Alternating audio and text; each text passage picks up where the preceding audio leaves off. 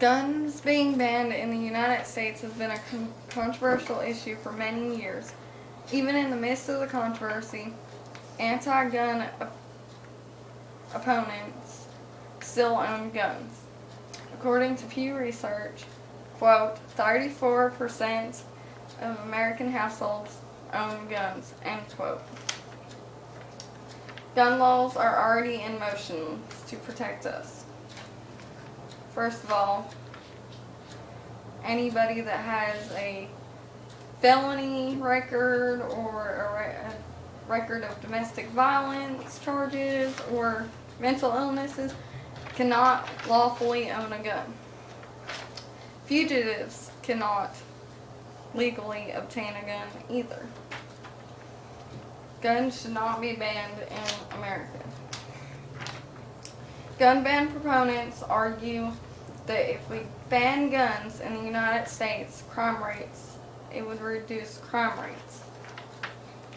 Criminals don't care about laws. You can tell it by their label.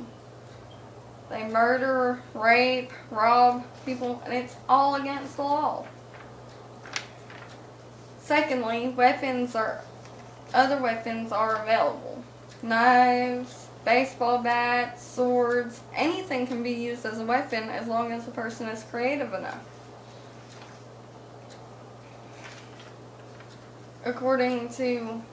Thirdly, according to Don B. Kate and Gary Mercer, quote, in the 1990s, England passed a law banning many long gun types and all handguns, and their crime rate in 2000 was higher than the United States, end quote. In the article, would banning firearms reduce murder and suicide? Lastly, a Harvard University study, quote, has shown no correlation between gun ownership and homicide-suicide rates.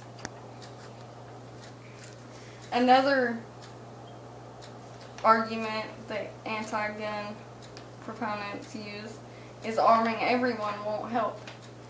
But in Kennesaw, Georgia, they require every head of household to own a gun and have ammunition for that gun.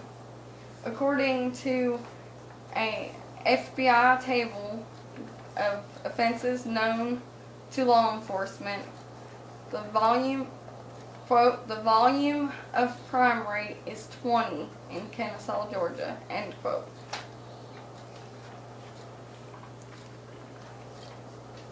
The third argument that people use for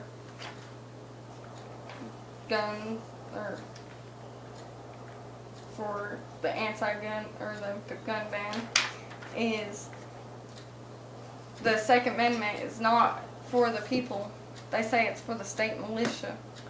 But the Constitution says, for the people, the rights of the people shall not be infringed. Not the rights of the state militia shall not be infringed.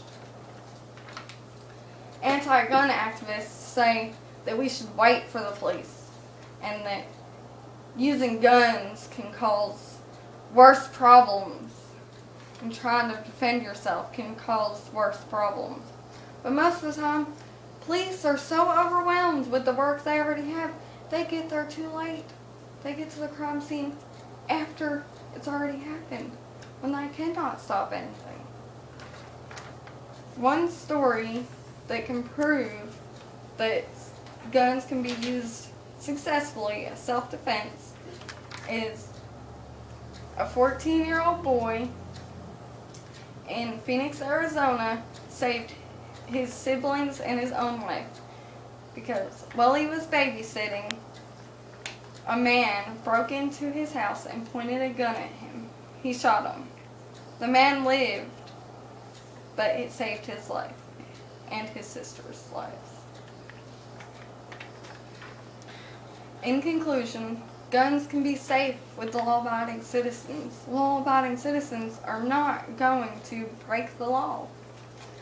There are many gun safety courses all around the United States.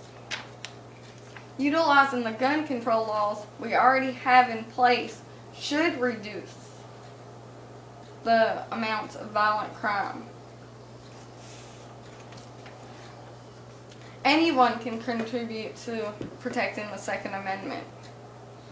You can contribute to protecting the Second Amendment by writing to your state and federal officials. You can also protect our Second Amendment by letting people know what you've heard in this speech. Proof that banning guns is not going to solve our problems.